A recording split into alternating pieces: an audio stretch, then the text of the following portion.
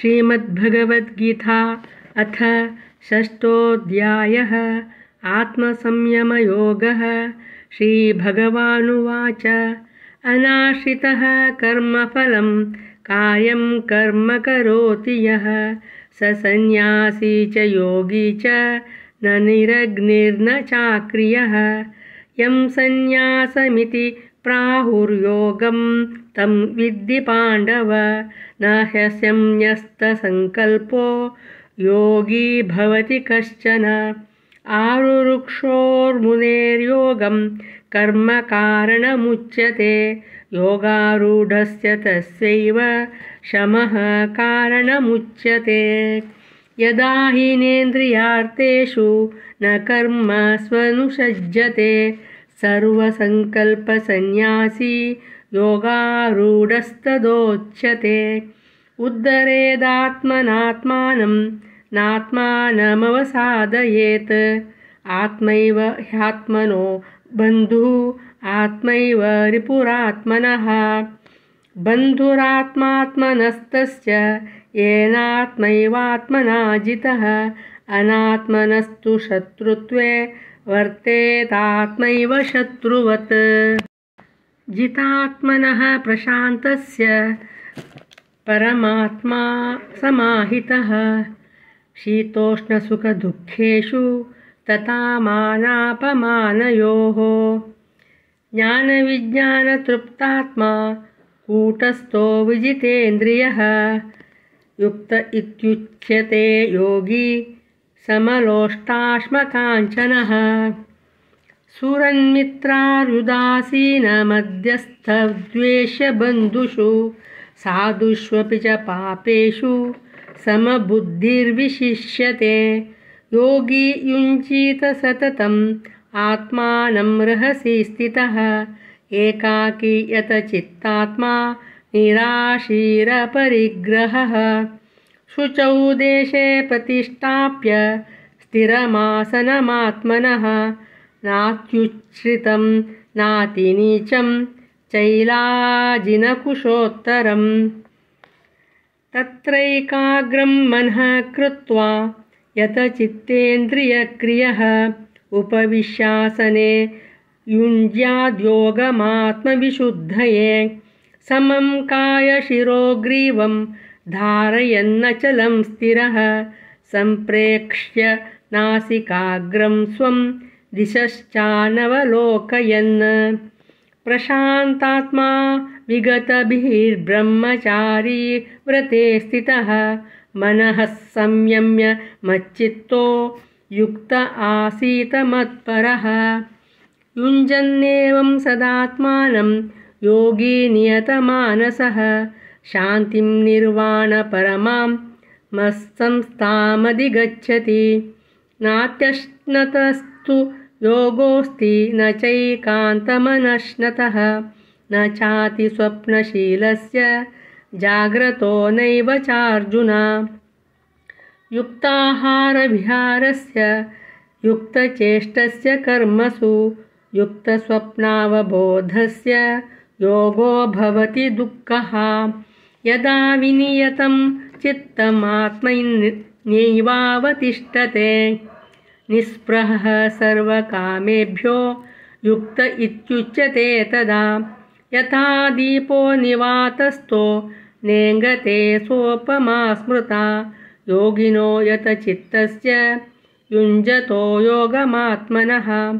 यत्रोपरमते चित्तं निरुद्धं योगसेवया यत्र चैवात्मनात्मानं पश्यन्नात्मनि तुष्यति। सुखमात्यन्तिकं यत्तद्बुद्धिग्राह्यमतीन्द्रियं वेत्ति यत्र न चैवायं स्थितश्चलति तत्त्वतः। यं लब्ध्वा चापरं लाभं मन्यते नाधिकं ततः यस्मिन् स्थितो न दुःखेन गुरुणापि विचाल्यते। तं विद्या दुःखसंयोगवियोगं योगसंज्ञितं स निश्चयेन योक्तव्यो योगो निर्विण्णचेतसा।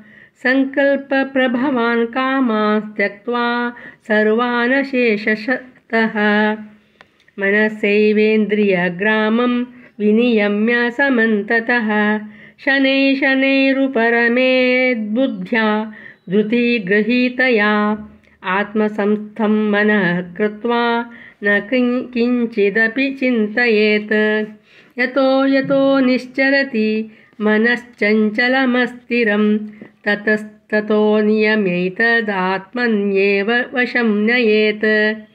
प्रशान्तमनसं ह्येनं योगिनं सुखमुत्तमम् उपैति शान्तरजसं ब्रह्मभूतमकल्मषं। युञ्जन्नेवं सदात्मानं योगी विगतकल्मषः सुखेन ब्रह्मसंस्पर्शमत्यन्तं सुखमश्नुते। सर्वभूतस्थमात्मानं सर्वभूतानि चात्मनि ईक्षते योगयुक्तात्मा सर्वत्र समदर्शनः। यो मां पश्यति सर्वत्र सर्वं च मयि पश्यति तस्याहं न प्रणश्यामि स च मे न प्रणश्यति। सर्वभूतस्थितं यो मां भजत्येकत्वमास्थितः सर्वथा वर्तमानोऽपि स योगी मयि वर्तते। आत्मौपम्येन सर्वत्र समं पश्यति योऽर्जुन सुखं वा यदि वा दुःखं स योगी परमो मतः। अर्जुन उवाच योऽयं योगस्त्वया प्रोक्तः साम्येन मधुसूदन एतस्याहं न पश्यामि चञ्चलत्वात् स्थितिं स्थिराम्। चञ्चलं हि मनः कृष्ण प्रमाथि बलवदृढं तस्याहं निग्रहं मन्ये वायोरिव सुदुष्करम्। श्रीभगवानुवाच असंशयं महाबाहो मनो दुर्निग्रहं चलम् अभ्यासेन तु कौन्तेय वैराग्येण च गृह्यते। असंशयतात्मना योगो दुष्प्राप इति मे मतिः वश्यात्मना तु यतता शक्यो वाप्तुमुपायतः। अर्जुन उवाच अयतिः श्रद्धयोपेतो योगाचलितमानसः अप्राप्य योगसंसिद्धिं कां गतिं कृष्ण गच्छति। कच्चिन्नो भयविभ्रष्टच्चिन्नाभ्रमिव नश्यति अप्रतिष्ठो महाबाहो विमूढो ब्रह्मणः पथि। एतन्मे संशयं कृष्ण चेतुमर्हस्य शेषतः त्वदन्यः संशयस्यास्य चेत्थानाह्युपपद्यते। श्रीभगवानुवाच पार्थ नैवेह नामुत्र विनाशस्तस्य विद्यते न हि कल्याणकृत् कश्चित् दुर्गतिं तात गच्छति। प्राप्य पुण्यकृतां लोकानुष्ठित्वा शाश्वतीः समाः शुचीनां श्रीमतां गेहे योगभ्रष्टोऽभिजायते।